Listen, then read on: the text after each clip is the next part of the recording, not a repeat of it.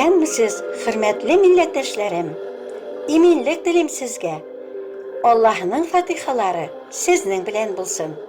Хәзер мин сезгә туфан сулары, Нух пәйгамбәрнең коткару кемәсе, Аллаһның кешеләр белән төзегән антлы килешүе турында чыгышымны тәкъдим итәм. Раббы Аллаһы дөньяны беренче кешеләрне яратканнан соң, җир йөзендә бик күп еллар үтеп, адәм балалары үрчегәннән үрчеде. Һәм җирдә бозыклык та арта барды. Чөнки беренче кешеләр Адәм белән Хаваның Аллаһы сүзен тыңламыйча, иблискә буйсынып, гөнаһка керүләре аркасында бөтен кешелек гөнаһлы булып, ул буыннан буынга, нәселдән нәселгә күчә барды. Раббы күрде ки, җир йөзендә Адәм баласын азгынлык баскан. Кешенең бөтен күңеле, уй-фикере һәр вакыт явызлыкта. Раббы кешене бар итүенә үкенде, бөтен йөрәге белән сызланды, әйтте: дөньяга үзем яраткан кешеләрне, хайваннарны, сөйрәлүчеләрне, күктәге кошларны, һәммәсен җир йөзеннән юк итәм. Чөнки аларны яратуыма мин үкенәм, диде. Раббы хузурында бары тик Нух кына мәрхәмәткә лайык күренде. Чөнки ул садыйк, тугры, замандашлары арасында саф, Аллаһы юлында йөрүче кеше иде. Аллаһы җир йөзен күзеннән кичерде һәм һәр нәрсәнең тәмам бозылганын, Адәм балаларының тугры юлдан читкә тайпылганнарын күреп, Нухка әйтте: бөтен кешелек дөньясын юк итәчәкмен, чөнки кешеләр аркасында җир йөзе явызлык белән тулды. Раббы Аллаһы Нухка зур көймә төзергә кушып, үзенең күрсәтмәләрен бирде. Нух Аллаһының барлык буйрукларын төгәл итеп үтәде. Көймә әзер булгач, Аллаһы Нухка әйтте: мин синең белән антлы килешүемне төзим. Угылларың, хатының, киленнәрең барыгыз да көймәгә керегез. Исән калсыннар өчен һәрбер тукым җан иясеннән ата һәм ана җенесле берәр парны үзең белән көймәгә ал. Төрле тукымдагы кошлар, хайваннар, җирдә сөйрәлүчеләр һәр төрдән икешәр булып исән калу өчен синең янга килерләр. Син исә үзең һәм башкалар тукланыр өчен төрлесеннән кирәк кадәр азык ал. Аны яныңа тупла, бөтен гаиләң белән берлектә көймәгә кер. Чөнки син минем хузурымда тугры булдың.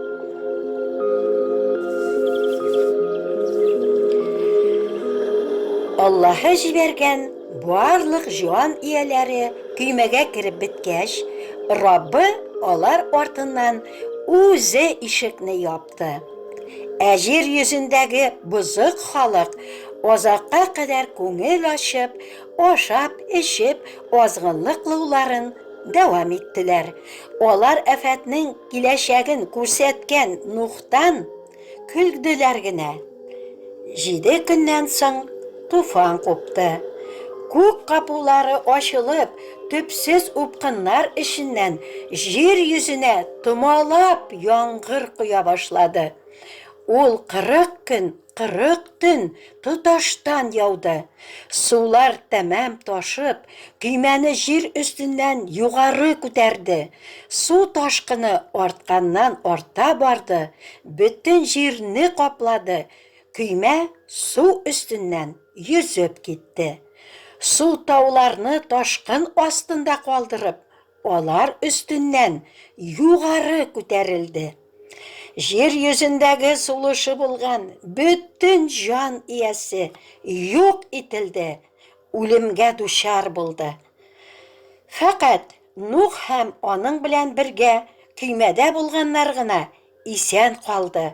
Су күтәрелү тагын 150 көн дәвам итте. 150 көн үткәннән соң күк капулары ябылып, яңгыр туктады, сулар кими башлады.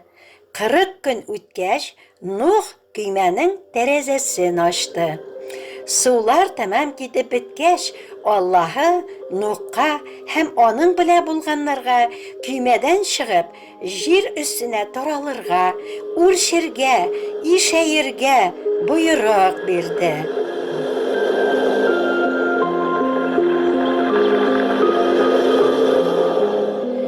Нух Раббы хөрмәтенә корбан китерде һәм аның корбаны Раббыга хуш килде. Раббы әйтте: Кешеләр аркасында җир йөзен бүтән ләгънәт итмәм. Чөнки кешенең йөрәгендә туа торган явызлыклар аның балачагыннан ук килә. Инде терек дөньяны су белән кабат үлемгә дучар итмәм. Дөньяның киләчәк яшәешендә чәчү дә, уру да, суык та, эссе дә, җәй дә, кыш та, көн дә, төн дә, булар бар да булып торыр. Үрчегез, ишәегез, җир йөзен тутырыгыз. Җирдәге, судагы, күктәге һәр бер хәрәкәт итүче җан иясе, һәммәсе сездән куркып, калтырап торсыннар. Барысын да сезнең хөкемгә тапшырам. Җирдәге һәр бер җанлы нәрсә сезнең өчен ризык булыр. Аларның һәммәсен сезгә бирәм. Әмма канлы, җаны бар итне ашамагыз. Сезнең җаныгыз яшерелгән, үз каныгыз түгелсә дә, гаеплене мин җавапка тарттырачакмын. Һәр хайваннан хисап алачакмын. Кешенең җанына кул сузган һәр бәндәдән үч алачакмын. Кеше каны койган адәмнең үз каны да кеше кулыннан коелыр. Чөнки кешене Аллаһы үз сүрәтендә яратты. Аллаһы Нухны һәм аның угылларын мүбәрәк кылды һәм әйтте: Минем белән сезнең арада, минем белән сездән соңгы нәсел-нәсәбегез, һәр бер җан иясе арасында, минем белән җир арасында төзелгән антлы килешүемнең мәңгелек галәмәте итеп, мин болыттан җиргә табан салават күпере сузам. Җир йөзенә яңгыр болыты җибәреп, җиргә табан салават күпере сузылуга мин антлы килешүемне искә алырмын.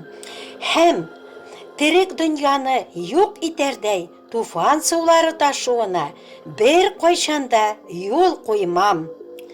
Минем белән җир йөзендәге барлык терек җан ияләре арасында антлы килешүемнең галәмәте шулдыр.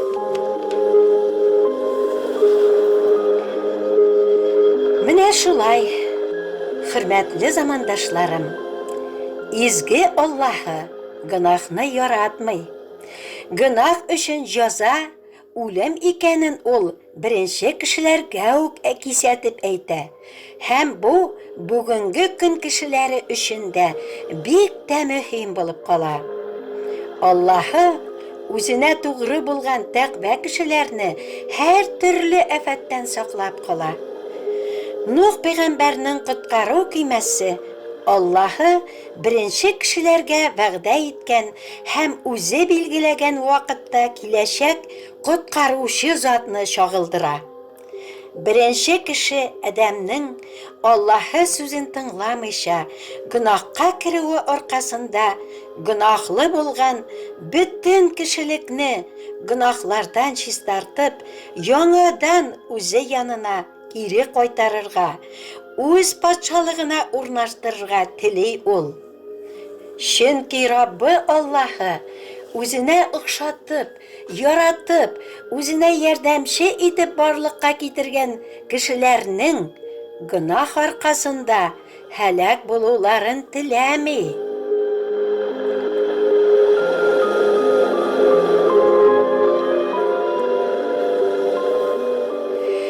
Изге язмада кеше гомере иртән чәчәк атып, кичен инде шиңеп кырыган үлән белән чагыштырыла. Шушы Аллаһы биргән гомерләрнең кадерен белеп, аның кушканнарын үтәп, аңа рәхмәтле, тугры булып, аны яратып, бер-беребезгә яратып изгелек кылып, җаннарны коткара торган шын иман белән яшик, дусларым. Аллаһының иминлеге сезнең белән булсын. Амин.